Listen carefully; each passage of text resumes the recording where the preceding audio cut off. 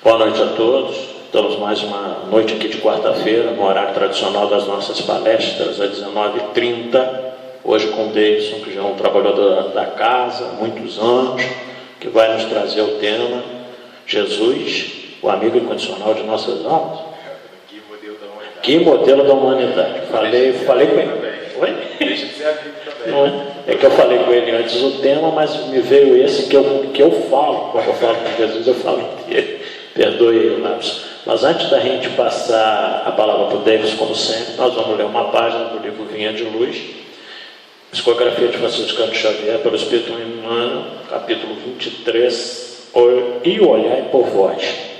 Nos diz Emmanuel assim: e olhai por vós, não aconteça que os vossos corações se carreguem de glutonaria, de embriaguez e dos cuidados dessa vida, e venha sobre vós de improviso aquele dia. Jesus, em Lucas, capítulo 21, versículo 34. E aí os comentários de Emmanuel, para esse ensino de Jesus que está em Lucas, nos fala o seguinte: em geral, o homem se interessa por tudo quanto diga respeito ao bem-estar imediato da existência física, descuidando-se da vida espiritual, a sobrecarregar sentimentos de vícios e inquietações de toda sorte. Enquanto lhe sobra tempo para comprar aflições no vasto noticiário dos planos inferiores da atividade terrena, nunca encontra oportunidade para escassos momentos de meditação elevada. Fixa com interesse as ondas destruidoras de ódio e treva que assolam nações, mas não vê, comumente, as sombras que invadem. Mergulha os males do vizinho e distrai-se dos que lhes são próprios. Não cuida senão de alimentar convenientemente o veículo físico, mergulhando-se no mar de fantasias ou encarcerando-se em laços terríveis de dor que ele próprio cria ao longo do caminho. Depois de plasmar escuros fantasmas, de nutrir os próprios verdugos, clama desesperado por Jesus e seus mensageiros. O mestre, porém, não se descuida em tempo algum e desde muito recomendou: vale cada um por si, na direção da espiritualidade superior. Sabia o Senhor quanto é amargo o sofrimento de improviso, e não nos faltou com o roteiro antecedendo-nos a solicitação há muitos séculos. Retire-se cada um dos excessos na satisfação egoística, fuja ao relaxamento do dever, alige as inquietações mesquinhas, estarás preparado à sublime transformação. Em verdade, a terra não viverá indefinidamente sem contas.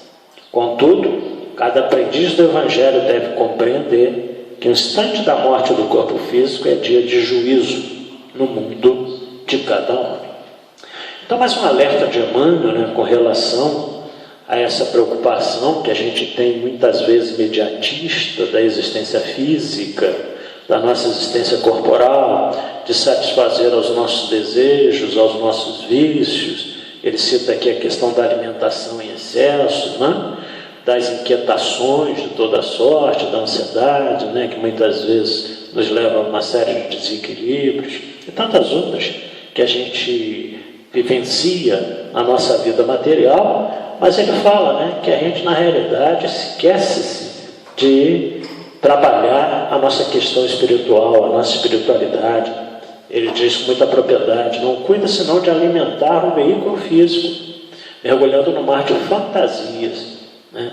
Mas ao longo do caminho nós sentimos a falta, um dia a necessidade desse encontro com Jesus na direção da espiritualidade superior. E ele também nos adverte que antes da gente pensar nessas coisas e fazer essas nossas reclamações, as nossas inquietações, há muitos séculos, né, Jesus já nos falava disso, há mais de 2000 anos atrás. Retire-se cada um dos excessos da satisfação egoística, né, fuja ao relaxamento do dever, pare com as inquietações mesquinhas que muitos de nós ainda temos, e nós estaremos preparando a sublime transformação. Então, ele também diz com muita propriedade que a gente não vai viver eternamente na Terra sem contas disso, né? Sem prestar contas disso. E que Cada aprendiz do Evangelho deve compreender que o instante da morte do corpo físico é o dia de juízo. Então é o dia que nós seremos chamados à nossa reflexão interior íntima. A gente sempre costuma dizer, o Espiritismo nos assevera a isso, chegaremos lá, não terá ninguém nos condenando, fazendo juízo, não. É a nossa própria consciência que vai nos julgar em função daquilo que nós fizemos aqui quando encarnados. É por isso que o Chico Xavier, com muita propriedade, assevera que a maior inquietação para o espírito no mundo espiritual é a consciência do tempo perdido. É o tempo que a gente perde, né, com as coisas que a gente deveria fazer de bom e acabamos não realizando-as da maneira como deveríamos. Ainda pegando carona na fala de Paulo em Romanos capítulo 7, como Paulo dizia com muita propriedade, né, mesmo depois da sua conversão de Saulo para Paulo. O bem que eu quero, isso ainda não faço, mas o mal que eu não quero, esse muitas vezes eu ainda faço. E muitos de nós, às vezes, fazemos mal às outras pessoas e, consequentemente, fazendo mal a alguém, estamos fazendo mal a nós também. Então, eu sei que é difícil esse processo, mas também, como Emmanuel fala aqui, é uma luta diária, é uma luta que a gente tem que ter sempre em mente e um dia a gente consegue superar tudo isso. Bom, então, essa página da noite de hoje, nós de antemão já agradecemos a presença dos internautas aí que estejam nos acompanhando ao vivo pelo Facebook, a partir da manhã no YouTube, e vamos também, então vamos nesse momento rezar. Vamos pedir aos nossos mentores, aos mentores da casa, uma figura maior do Dr. Adolfo Bezerra de Menezes, para que inspire o nosso irmão Davidson nesse momento, porque é tão bom falar de Jesus nessas épocas do ano, em dezembro, né, no final do ano. Sempre é um alerta a todos nós, da vida do nosso mestre, daquilo que ele nos deixou como mensagem, como é a proposta do tema da noite de hoje, como nosso guia, o modelo de toda a humanidade, que ele possa nos amparar, sobretudo ao nosso irmão Davidson, para que a sua mensagem possa ser aclimatada no coração de todos nós. Que nossa Mãe Maria Santíssima nos envolva no seu manto de amor e bondade. Ave Maria, cheia de graças, o Senhor é convosco. Bendita sois vós entre as mulheres, que bendito é o fruto do vosso ventre, nasceu Jesus. Santa Maria, Mãe de Jesus, rogai a Deus por nós, pecadores, agora e na hora do nosso desenlace. E assim, com essa prece, nós damos por aberta a palestra da noite de hoje. Graças a Deus. Com a palavra, então, nosso querido irmão Deison. Boa noite a todos. Agradeço a Robinson pela introdução, pela prece. E movido, então, por esse início e por essas energias benfeitoras, que possamos iniciar o estudo da palestra de hoje, tratando sobre Jesus, o guia e modelo da humanidade.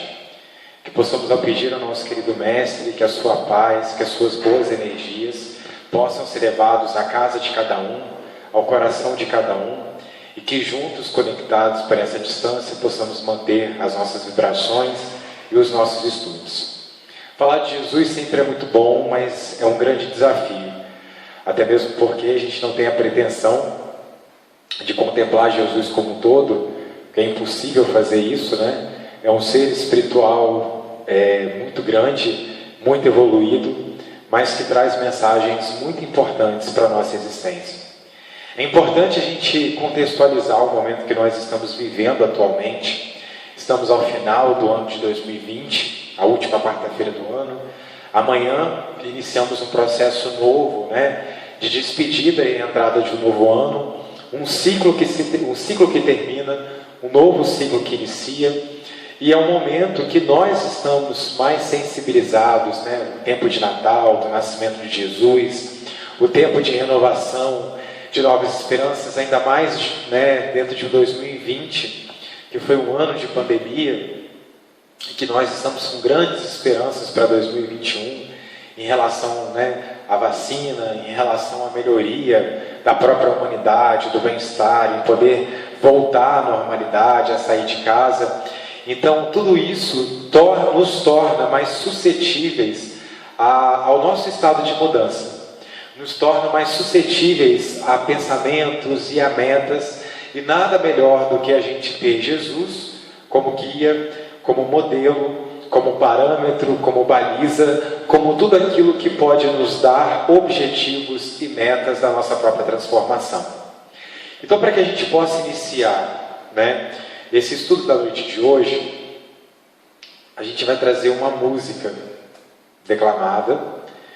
Ele veio, pão da vida, luz do mundo, tinha o olhar quente e profundo, e solene tinha a voz.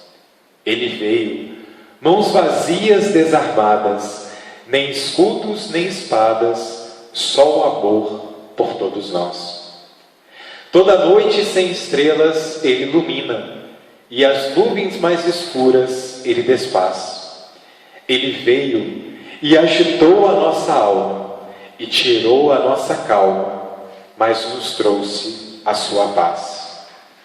Mas nos trouxe a sua paz, mas nos trouxe a sua paz. Essa música, escrita por Luiz Antônio Milego, nos faz a pergunta: quem é ele? Quem é esse homem que dividiu a humanidade? Que dividiu a história, onde os fatos acontecem antes de Cristo e os fatos acontecem depois de Cristo.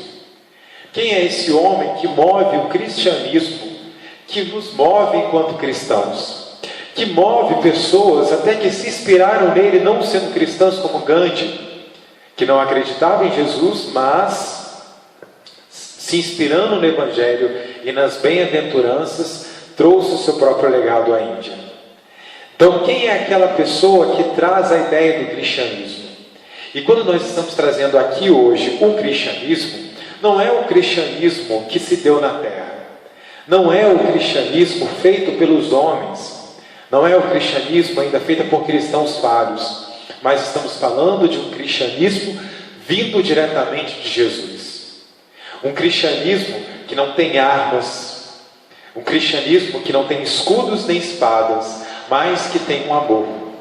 Um cristianismo que tira a gente desse imediatismo que foi lido agora na página e nos traz a paz, nos tira a calma, mas nos traz a paz.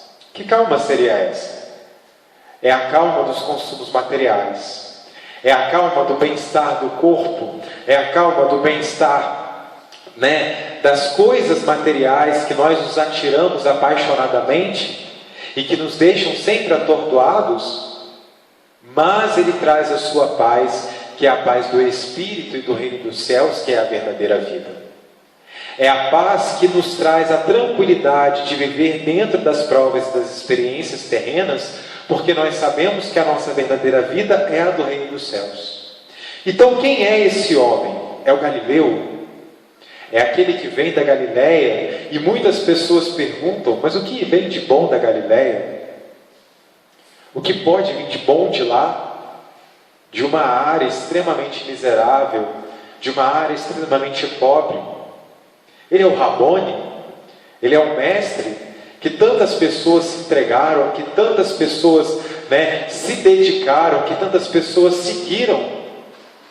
Ele é o médico que curou inúmeras almas enfermas, ou ele é o governador, que desde os primórdios do mundo acompanha cada ser em sua criação?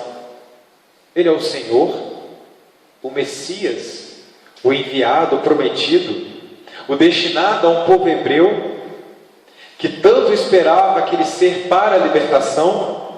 Ele é o Salvador, ele é o caminho, a verdade e a vida, o amor encarnado, o Filho amado, o pastor das ovelhas, e por aí tantas outras denominações que foram dadas a Jesus, mas que talvez não foram vividas.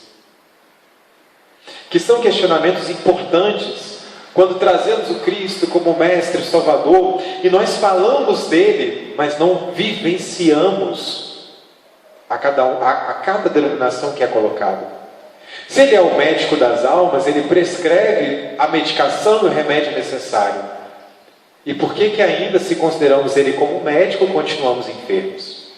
Se ele é o mestre, se ele é o grande educador de almas, se ele nos passa grandes lições e exercícios, porque ainda, mesmo tendo uma questão do livro dos Espíritos que nos fala que não é difícil, ainda apresentamos o caminho de redenção do Evangelho como grande dificuldade. Se o mestre ele se torna um grande pedagogo, ele nos dá instrumentos para que a gente consiga tornar aquele processo de aprendizagem mais fácil, para que a gente consiga tornar aquele processo de aprendizagem por meios que facilitem, porque todos nós somos deficientes. O processo de inclusão ele acontece dessa forma. A pessoa que tem uma deficiência visual, ela vai estar ali lendo em braille. A pessoa que às vezes tem um transtorno, ela vai ter todo um meio, um aparato para que ela consiga entender e compreender.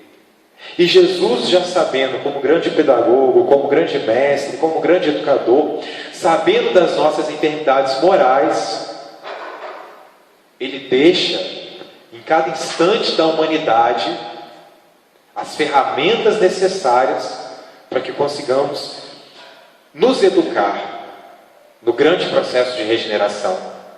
Então chamamos de mestre, mas não temos os seus ensinamentos e as suas lições. Então a gente vive uma discordância dessas denominações, mas na prática a gente ainda não acredita realmente que Jesus é o Salvador, que Ele é o modelo, que Ele é o Filho amado, que Ele é o amor encarnado. Porque temos a visão, mas ainda não temos a prática dele ainda fundamentada. Se a gente pergunta para Joana de Ângeles, né, quem é esse Jesus? No livro Jesus e a Humanidade, lá no capítulo 4, Jesus e a Atualidade, ela vai trazer o seguinte: Jesus é a personagem histórica mais identificada com o homem e com a humanidade. Então é o primeiro ponto aonde nós devemos nos aprofundar. Quando consideramos Jesus como modelo e guia, é preciso entender, né, que Ele é o ser mais puro, que inspira a humanidade, que inspira a distinção, que inspira a ideia de Deus no próximo e de amor ao próximo.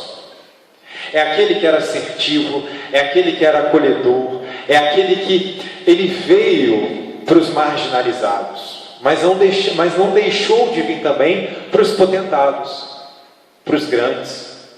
A proposta do Evangelho era para aqueles que estavam excluídos das futilidades, do imediatismo, né? Era para aqueles que estavam excluídos das vontades, como foi colocado aqui na página do Emmanuel.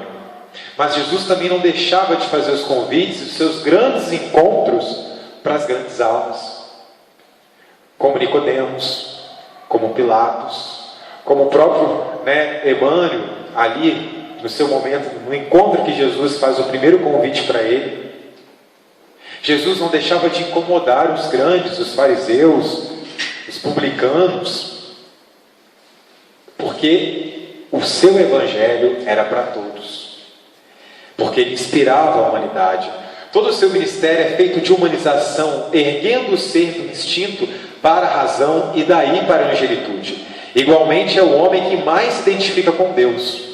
Então, o grande trabalho de Jesus na edificação do Evangelho é nos inspirar, né, do instinto para a razão e daí para a angelitude, né? Porque lá no Livro dos Espíritos a gente também vai ter sobre a questão do livre-arbítrio, e é interessante quando a Joana de Ângeles traz isso para a gente, que o prêmio do Espírito, né, quando ele alcança o seu estágio de espírito, né, na escala evolutiva, quando ele tem a oportunidade de começar o seu processo reencarnatório enquanto espírito, de usar o seu livre-arbítrio, o prêmio dele é a razão, porque a razão vai possibilitar o acesso à consciência.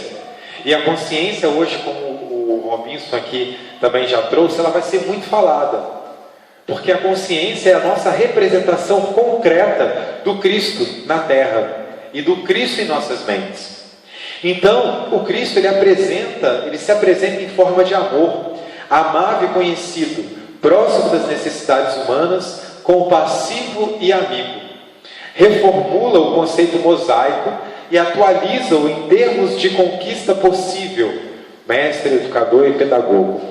Ele reformula o conceito mosaico e atualiza em termos de conquista possível, ou seja, ele adapta a necessidade da humanidade.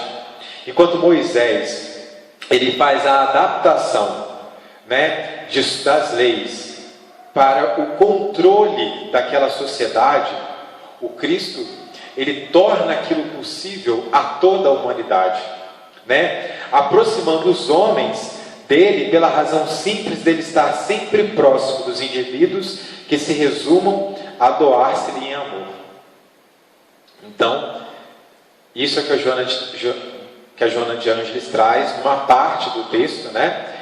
E numa página psicografada por Divaldo Franco, no Centro Espírita Caminho da Redenção, em 26 de dezembro de 2012, o Espírito Viana de Carvalho lhe traz para a gente: Jesus, a partir dele, as leis tornaram-se mais benignas. A justiça tem procurado tirar a venda dos olhos, e as tentativas em favor de um mundo melhor têm incomodado vidas que se lhe entregam em regime de totalidade. Então é muito importante a gente entender esse processo, que quando nós caminhamos com Jesus, nós caminhamos o nosso processo mais de justiça e de humanização. Na página chamada O que Temos com Cristo, por Emmanuel, ele fala sobre as influências que nós sofremos pelos espíritos obsessores e o nosso compromisso de se apegar e de seguir Jesus. Porque nos diversos ambientes que nós nos situamos, na vida política, na vida pública, na nossa casa, qualquer lugar que nós estivermos, e como traz a introdução do Caminho, Verdade e Vida, aonde traz que não devemos separar o templo da oficina, nós somos influenciados o tempo todo a nos afastar da proposta do Evangelho, atrasando e retardando cada vez mais o processo e o trabalho da humanidade. Se eu me situo numa vida política, mas não tenho os preceitos do cristianismo, os preceitos cristãos de amor ao próximo, de humanidade, eu faço uma política totalmente elitista, marginalizada, preconceituosa, porque eu não baseio no amor ao próximo, nas distinções dos seres, na educação das almas, na evolução dos seres espirituais. Eu vou promover uma política que é de privilégios. Eu vou promover uma política que atende primeiro às necessidades minhas e daqueles que estão ao meu redor, ou das minhas crenças, que muitas das vezes são crenças equivocadas, crenças limitadas. Isso se dá, como já foi dito, no campo da esfera política, no campo de gestões, como a gestão da casa espírita, a gestão de uma escola pública particular. Isso se dá na própria condução dos filhos. É muito diferente quando nós conduzimos os filhos movidos pelo nosso apego material e pelo nosso próprio egoísmo e interesse pessoal, ou quando somos uma família baseada nos princípios cristãos. Mais uma vez dizendo, não são os cristãos da terra, mas os cristãos do cristianismo puro de Jesus. Há uma diferença enorme na educação de quem se propõe afinco se basear no Jesus como modelo e guia da humanidade em qualquer esfera que se encontre. Porque o sentido, o senso é mais justo. O senso é mais crível, é mais racional. Porque o amor, ele sempre vem acompanhado da razão. Assim já dizia a página do Emmanuel quando fala sobre o equilíbrio e a sabedoria. Quando buscamos o trabalho de Jesus, nós acompanhamos esse processo. No livro Consolador, Emmanuel, na questão 283, traz: o enviado de Deus, ele foi a representação do Pai junto do rebanho de filhos, transviados do seu amor e da sua sabedoria. Essa palavra é extremamente importante. Transviados do seu amor e da sua sabedoria, cuja tutela lhe foi confiada nas ordenações sagradas da vida do infinito. Diretor angélico da orbe, seu coração não desdenhou a permanência direta entre os tutelados míseros e ignorantes, dando ensejo às palavras do apóstolo acima referidas. E na música 3 Horas, de Tim e Vanessa, ela faz uma referência a Moisés, a Jesus e Kardec, referindo cada um a uma hora respectiva, e na segunda hora é o nascimento de Jesus. E ela diz: clarins, serafins, murmúrios de bem infestam Belém. Eis a luz na manjedoura, é o amor de Jesus que vem de Deus Pai. Ninguém se perderá. Esse trecho traz a primeira mensagem importante, que já se dá no nascimento de Jesus, sendo que Jesus ele já vem antes disso. O Cristo, né, ele já vem anunciado por todos os profetas. Ele vem anunciado por João Batista, Isaías e inúmeros outros, aonde diz Moisés, aonde fala da chegada do Messias, aonde fala da libertação. E quando ele chega, a sua primeira lição é de humildade. Ele nasce na manjedoura. O Viana de Carvalho, nessa página onde a gente fala sobre essa questão da justiça, ele faz uma cronometragem antes de Cristo para falar sobre a chegada dele. E ele fala de Júlio César, ele fala de Marco Antônio, Cleópatra, e ele vai trazendo todos os grandes reis e potentados da época. E aí quando chega o Cristo, o grande diretor do orbe, nasce numa manjedoura. Afastado das grandes questões políticas, dos grandes interesses e as ambições, ele nasce entre os animais, entre Maria e José, grandes espíritos, numa manjedoura simples, trazendo a primeira mensagem da humildade, trazendo a primeira mensagem que é na simplicidade e no reino que nós vamos conquistar as coisas, e não entre os grandes, entre o ouro, entre a grande materialidade que existia e que ainda existe e persiste. E vindo nessa manjedoura é o amor de Jesus que vem de Deus Pai. Isso é muito importante, porque quando a gente traz que Jesus ele vem de Deus, a gente está trazendo, dentro da escala espírita, a representação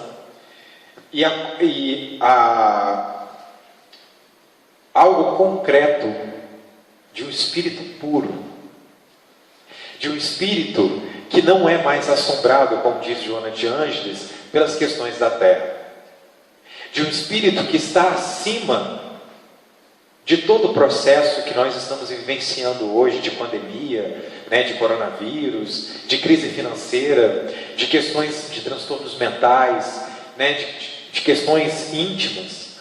É um espírito que está acima, mas é um espírito que também já passou por todos esses processos, e não está acima por uma superioridade, muito pelo contrário, ele está acima porque ele já teve o seu trabalho em outras instâncias e outros mundos. É um espírito que compreende a natureza de Deus e compreende a criação de Deus. Então é um espírito puro, que conhece cada um de nós, e que acima de tudo isso, e essa que é a grande prova de humildade, ele vem como grande exemplo para nos salvar, como grande exemplo para traçar os caminhos para todos nós que ainda estamos como crianças aprendendo. Então ninguém se perderá, embora todos nós estamos transviados do processo de amor e sabedoria. Ninguém se perderá porque todos nós estamos inseridos no coração de Deus, no coração do Mestre. Todo o mundo, todo o processo, não há como se afastar. Quando a gente coloca que ninguém se perderá, a gente tem que ter uma concepção importante a gente entender isso, porque muitas pessoas às vezes não fazem preces endereçadas a Deus e a Jesus porque não se acham dignos que Deus e Cristo escutem as próprias preces. E Cristo ele está ali o tempo inteiro ao nosso lado. Por isso que ninguém se perderá, porque todos nós estamos envolvidos por essa esfera divina. Ele fez parte de todo esse processo de criação. No entanto, podemos nos transviar desse processo, nos transviar dessa lei, né? Dentro das Escrituras há a palavra, né, dos transviados do amor e sabedoria, os transviados das ovelhas de Israel. Só que quando nós trazemos à luz a terceira revelação, saímos desse aspecto mais simbólico e começamos a falar sobre o afastamento da lei, aonde a gente tira desse simbolismo e a gente trabalha numa concepção que é importante. E por último, sobre a questão sobre quem é Ele, quem é esse Cristo, no livro A Caminho da Luz, no cumprimento das profecias de Israel, a seguinte denominação sobre o Cristo: levantar-se-á como um arbusto verde, vivendo na ingratidão de um solo árido, onde não haverá graça nem beleza, carregado de opróbrios e desprezado dos homens, todos lhe voltarão o rosto, coberto de ignomínias, não merecerá consideração. É que ele carregará o fardo pesado de nossas culpas e de nossos sofrimentos, tomando sobre si todas as nossas dores. Presumireis na sua figura o homem envergando o peso da cólera de Deus, mas serão os nossos pecados que o cobrirão de chagas sanguinolentas, e as suas feridas hão de ser a nossa redenção. Somos um imenso rebanho desgarrado, mas para nos reunir no caminho de Deus. Ele sofrerá o peso de nossas iniquidades, humilhado e ferido, não soltará o mais leve queixume, deixando-se conduzir como um cordeiro ao sacrifício. O seu túmulo passará como de um malvado, e a sua morte como a de um ímpio. Mas desde o momento em que oferecer a sua vida, verá nascer uma posteridade, e os interesses de Deus hão de prosperar nas suas mãos. Muito bonito, né? Quando Jesus ele foi preso, né, Pedro, naquele momento acuado, pega a espada para cortar a orelha de Malcos. Isso demonstra, né, o movimento do orgulho, que é um movimento de ataque, né, que nós temos quando nós estamos acuados. Então, quando Jesus ele traz a mensagem de verdade de amor à humanidade, extremamente orgulhosa, extremamente egoísta e ainda muito ignorante no processo evolutivo, ainda sendo ferido pelas suas próprias culpas e pela sua consciência, ela ataca, né? E é o que é colocado aqui sobre o solo árido, sobre o peso das nossas culpas, o peso dos nossos pecados, né, nas costas do Cristo. Mas ainda assim ele vem, né, trazendo a sua vida e mostrando o caminho, sabendo que aos poucos todos nós que o atacamos em determinados momentos, guardaríamos a nossa espada e ao longo do nosso processo evolutivo tomaríamos esse caminho de volta. E esse processo de tomar o caminho de volta, de compreender o caminho de Deus, né, de retornar, é o processo que a gente trata como a nossa consciência. Então a gente sai desse processo simbólico das Escrituras, a gente sai desse processo simbólico, né? E quando a gente trata desse simbolismo, a gente foge da interpretação, das primeiras interpretações, e a gente passa a aprofundar e se utilizar do processo da razão para que a gente consiga se esclarecer mais sobre sobre o nosso afastamento, né, desse processo de amor.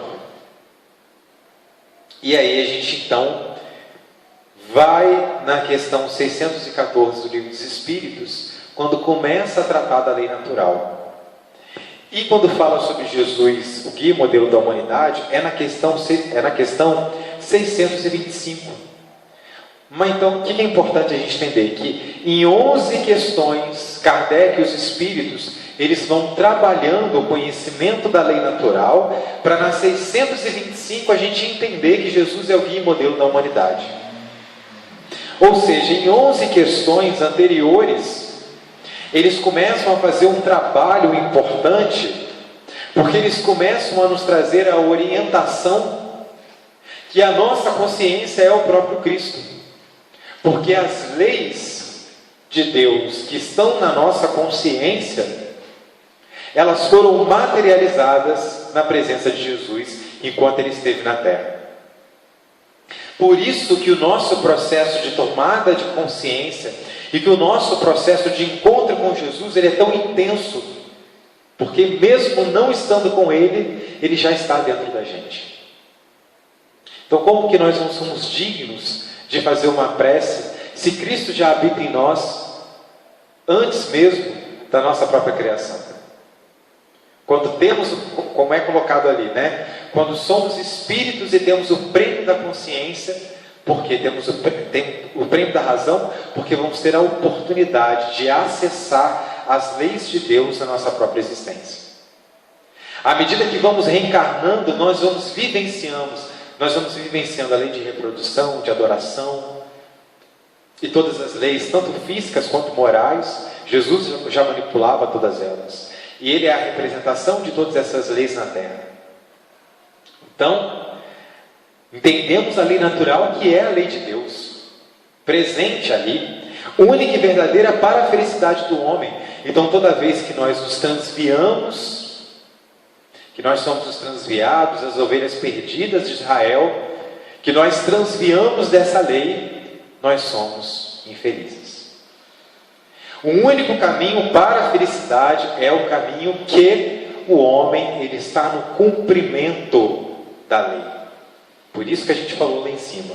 Há tantas denominações que nós damos para Jesus, mas não cumprimos. Ou seja, temos o conhecimento das leis naturais, temos o conhecimento dos 10 mandamentos, temos o conhecimento de amar a Deus sobre todas as coisas e ao próximo como a si mesmo, sem a distinção, mas nós não cumprimos. Então, se não temos a capacidade de amar, ainda não temos a capacidade de ser feliz. E aqueles que seguiram Cristo, eles vão promover o bem-estar e a felicidade. E não vão ser pessoas felizes, porque nós estamos no mundo de provas e expiações, mas vão ser pessoas que vão ver estados de bem-estar, porque são pessoas que vão perder a calma do mundo, mas vão ganhar a paz de Jesus. Ou seja, que é a conformidade da lei. Se são pessoas que estão passando por processos de conflitos espirituais, são através da lei de adoração, elas vão se utilizar da prece para conversar com Deus e acalmar o coração. Se são pessoas que têm dúvidas voltadas para a área da sexualidade, são pessoas que vão se pautar na lei de reprodução. Se são pessoas que vão, que têm dúvidas em relação à questão da justiça e questão de distinção entre si e outra, são pessoas que vão se pautar na lei de justiça, amor e caridade. As pessoas que vivem em conformidade com a lei, elas não se afligem. Se a gente trouxer um pequeno exemplo material, quando a gente não está em conformidade com as leis de trânsito, agora que a gente vai virar o ano, vai vir o nosso grande tormento do bolso, IPVA, CRV, DPVAT. Quando a gente não paga, e por alguma situação a gente encontra a polícia, a gente vai virar aquela esquina ali, e aí de repente a polícia está parando. A gente começa a suar frio, A gente soa frio, aí dá aquele negócio assim, nossa, não paguei o documento, e agora? Aí a gente já começa a pensar. Algumas pessoas pensam, enquanto vai dar o policial, algumas pessoas pensam, aí faz a oração, ai meu Deus, não para o carro não para. Então entra em aflição, e aquele momento parece uma eternidade, Se o policial vai, se ele vai, você vai ser o escolhido, se você não vai ser, se ele vai parar o carro, se não vai. Aí quando para, a gente, quando não para, a gente dá graças a Deus. Aí quando para e continua, até saber o que vai acontecer. E também tem aquele momento que está parando, mas está tudo pago, está tudo correto, está tudo ok, e você fica tranquilo, E aí quando para, você apresenta tudo e vai embora. Então é isso que ele traz sobre a questão da felicidade, né? A respeito do conhecimento da lei. Quando nós nos colocamos a viver em exercício, é importante essa palavra exercício, que é o que traz lá, porque nós não somos perfeitos, porque viver em conformidade com a lei é ser perfeito, né? Mas como nos traz o Evangelho no capítulo, o livro dos Espíritos, no capítulo das Paixões, é viver em exercício, porque estamos em construção, em viver em exercício da lei de Deus. Quando nós vivemos em exercício da lei de Deus, ou seja, seguindo os ensinamentos de Jesus, nós vivemos no bem-estar espiritual, na harmonia que vai reinar no universo material, no universo moral, fundada por essas leis estabelecidas por Deus por toda a eternidade. E não há distinção. Essa lei que está aqui no Brasil, ela vai se dar na Austrália, ela vai se dar na Índia, ela vai se dar nos Estados Unidos, ela vai se dar em outro globo. Então, e aí entra um ponto importante, né? Que a lei, ela está aí. A lei de trânsito, ela é dada a todos nós, mas existem aquelas pessoas que vão se colocar à disposição dessa lei, e existem aquelas pessoas que vão tentar burlá-las. Da mesma forma se dá com as leis divinas, porque a gente está falando da natureza humana, né? Então, no estudo desse capítulo, e é importante a gente ter esse processo de distinção, somente os homens de bem estudam e praticam as leis da alma. E isso é importante porque, se nós não nos colocarmos a esse estudo e a essa prática, como que nós vamos saber que as leis são essas? E isso a gente volta nos estudos sistematizados da doutrina espírita, no estudo do Evangelho de Jesus, as diversas obras complementares que nós temos, a vivência espírita, o processo de autoconhecimento, o trabalho material da caridade. Todo esse processo são os estudos da lei de Deus. E o homem de bem é aqueles que estuda e busca compreender. Né? Espera aí.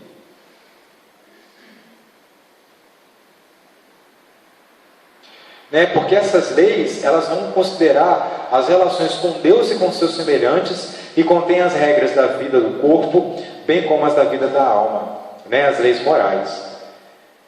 Então, todos podem conhecê-la, mas nem todas a compreendem. Só a compreende aqueles que decidem investigá-la. Então, mais uma vez, a gente volta lá naquele quadro. É o mestre, é o médico, o salvador, o Messias, mas quanto investigam? Quantos estudam e se aprofundam na existência de Jesus? Quantos trazem o caso da mulher adúltera para o seu dia a dia?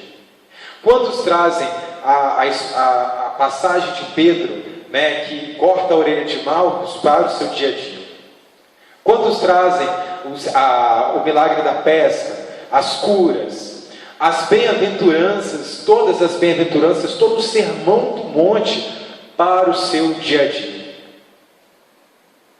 É o estudo. É o estudo que a gente faz. Quando a gente entra na faculdade, a gente tem estudo de caso, a gente tem estágio, a gente discute temas, trabalhos, pelo menos na minha área de humanas, mas nas outras áreas, exatos, os inúmeros trabalhos que são feitos. A gente precisa vivenciar. Vir assistir a palestra e retornar para casa sem nenhum processo de reflexão não é estudo. A gente precisa assistir a palestra, a gente precisa repensar o que foi falado, a gente precisa acessar os livros que foram citados, a gente precisa confrontar, a gente precisa fazer as analogias, as comparações das nossas atitudes, dos nossos pensamentos com o Evangelho de Jesus. A gente precisa aprofundar. Porque se falamos de guia e modelo, nós falamos de seguidores. A gente não pode falar de um e refutar a existência do outro, porque senão a gente vai cair num abismo. Falar de Jesus como guia e modelo da humanidade, como grande salvador, se emocionar, chorar, falar que o mestre era isso, era aquilo, era lindo. Mas os seguidores deles continuam fazendo distinção entre os irmãos, continuam tratando a mulher, de uma forma diferenciada, continuam tratando das diferenças, é ríspido com o irmão do trabalho, é ríspido dentro de casa com a família, não é um bom pai, não é um bom filho, mas falamos de Jesus. Então, se falamos de guia e modelo, precisamos falar dos seus seguidores. Não podemos dissociar uma imagem, nem um tema do outro. Então, se falamos da lei de Deus, precisamos falar daqueles que devem seguir a lei, que são os homens de bem, que devem conhecer e compreender, mas compreende aqueles que investigam. E investigar é um processo contínuo, e aonde que a gente se perde nesse processo? Na materialidade das coisas. E a materialidade das coisas, ela vai se dar num jogo de futebol, numa novela, num seriado, num carro, numa casa, num parceiro, numa parceira. A materialidade das coisas vai se dar no quanto de salário eu quero ganhar, na profissão que eu entro, que não tem nenhum objetivo espiritual, a não ser aquilo que eu vou ganhar no final do mês.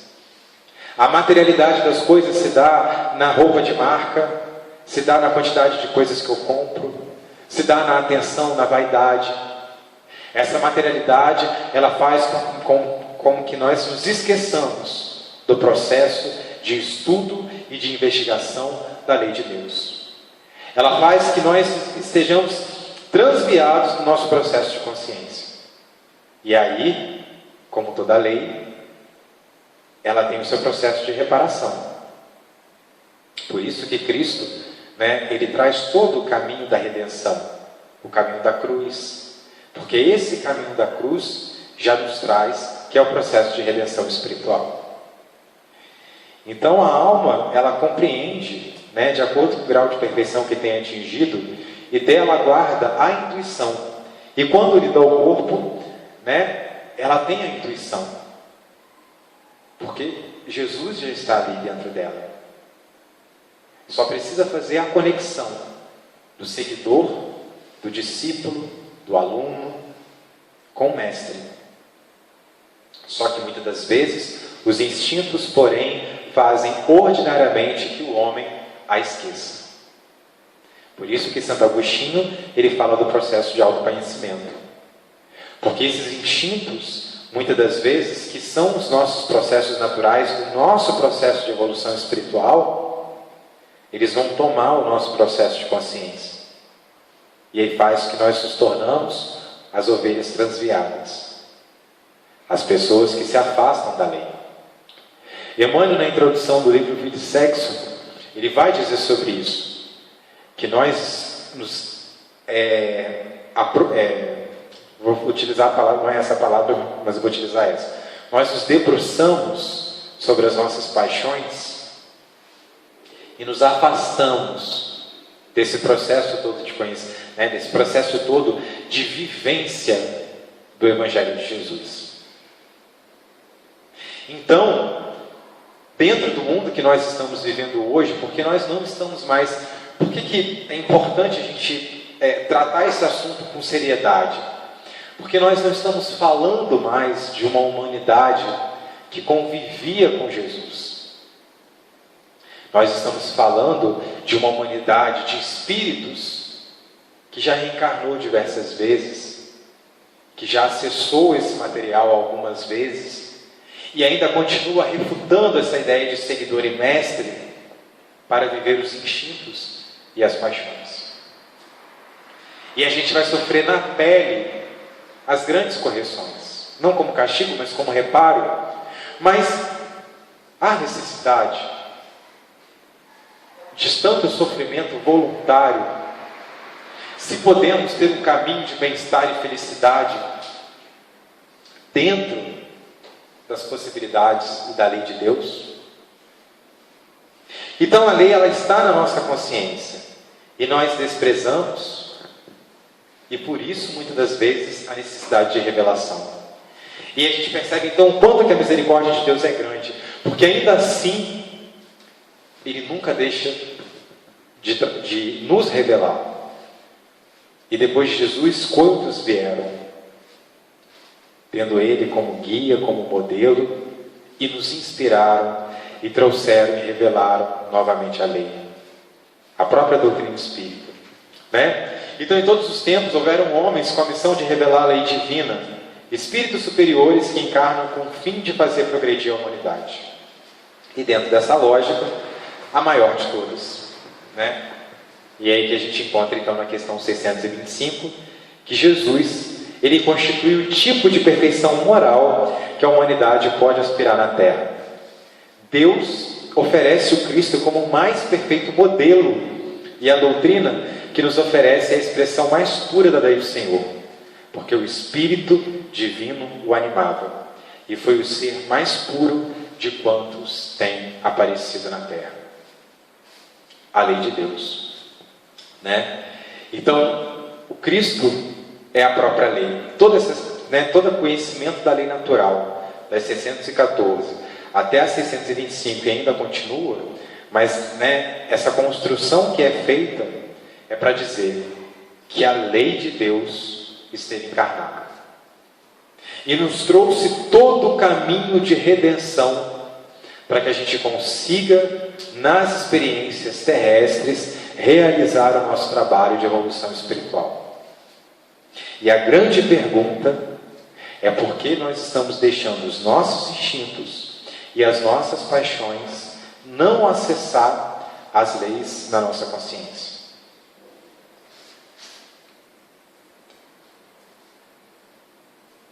A gente ainda vai encontrar questões voltadas, né? Não vim destruir a lei, no capítulo 1, quando fala sobre o Cristo, no item 3 e no item 4, e sobre a realeza de Jesus também, lá no Evangelho.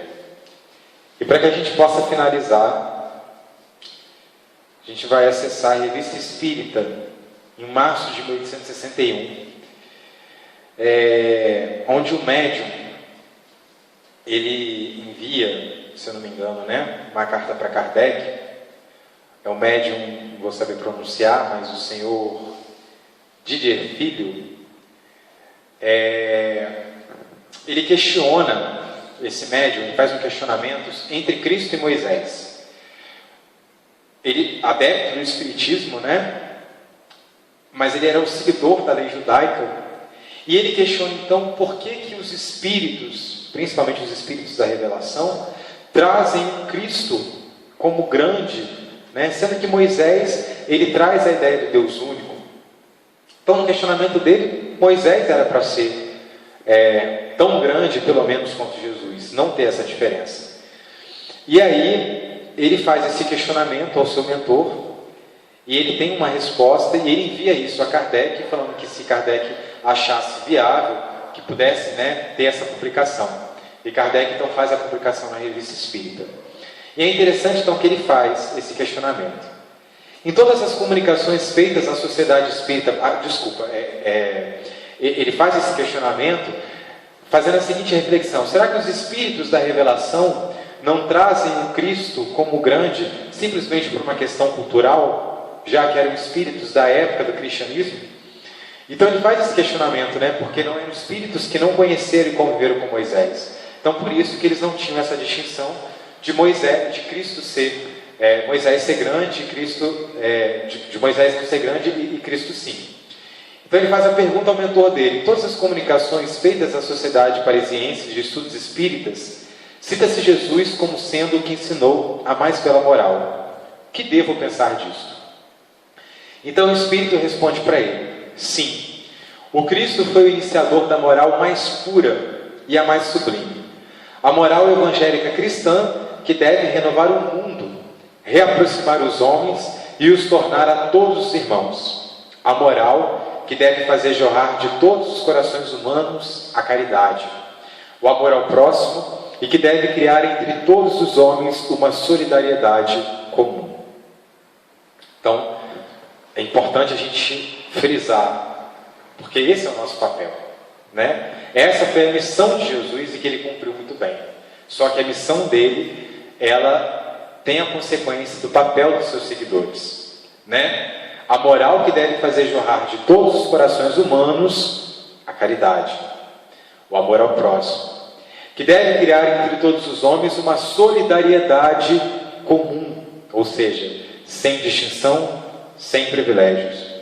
A moral, enfim, que deve transfigurar a terra e dela fazer uma morada para espíritos superiores aos que hoje a habitam. É a lei do progresso a qual está submetida a natureza que se realiza. E o Espiritismo é uma das forças vivas de que Deus se serve para propiciar o adiantamento da humanidade na via do progresso moral. São chegados os tempos em que as ideias morais devem desenvolver-se para realizar o progresso que está nos desígnios de Deus. Temos hoje, né, a tecnologia nos servindo, mas é preciso dispor das ideias morais. Elas devem seguir a mesma rota que as ideias da liberdade percorreram e das quais eram precursoras. Mas não se deve crer que esse desenvolvimento se faça sem lutas, esforço. Não é fácil, porém é fácil, né? Basta que a gente tenha a nossa vontade. Então as ideias não se darão sem lutas e sem sacrifícios. Não. Para chegar à maturidade, elas necessitam de abalos e discussões, a fim de que atraiam a atenção das massas. O exemplo.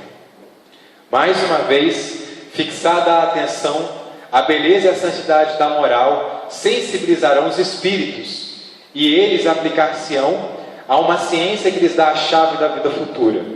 E lhes abre as portas da felicidade eterna. Deus é único. E Moisés é o Espírito que Deus enviou em missão para se fazer conhecer, não só aos hebreus, mas também aos povos pagãos. O povo hebreu foi o instrumento de que Deus se serviu para fazer a sua revelação, através de Moisés e dos profetas, e as vicissitudes desse povo tão admirável eram feitas para ferir os olhos e fazer cair o véu, que os homens ocultava a divindade. Então, o nosso grande objetivo hoje era tirar Jesus desse simbolismo, tirar esse guia e modelo desse entusiasmo e trazer para a nossa realidade. Cristo, ele precisa ser seguido. Ele precisa ser visto como a grande estrela. Ele precisa ser vivenciado como grande mestre, como Rabboni, como médico, como educador. Ele precisa de protagonismo. O Cristo, ele precisa de continuidade. Não podemos tratar ele simplesmente sozinho no palco. Ele se fez com os seguidores, 12, 500, a humanidade.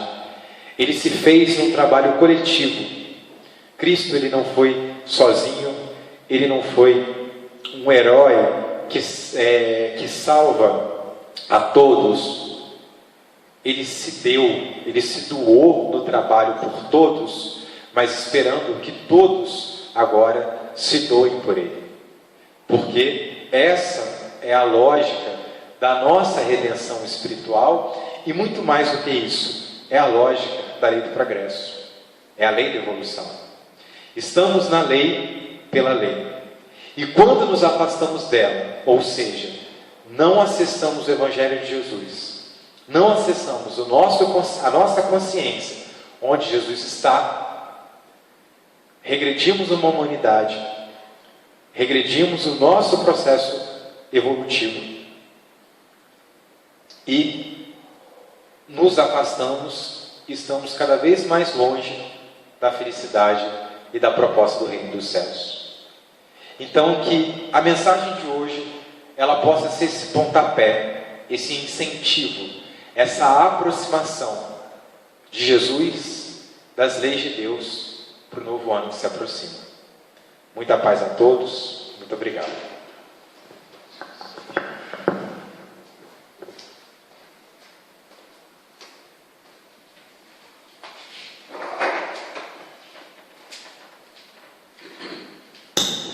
Nós que agradecemos a você, Davidson, por esse estudo muito interessante, fruto sempre das suas pesquisas, né? E por isso que a gente sempre confia, muita tranquilidade esse trabalho a você, de divulgação da doutrina espírita na nossa casa. Que você tenha um ano cheio de paz, tranquilidade, que esteja com a gente aqui em várias outras oportunidades, se Deus quiser. Bom, como vocês sabem, essa é a última palestra do ano de 2020, né? Esse ano cheio de complicações.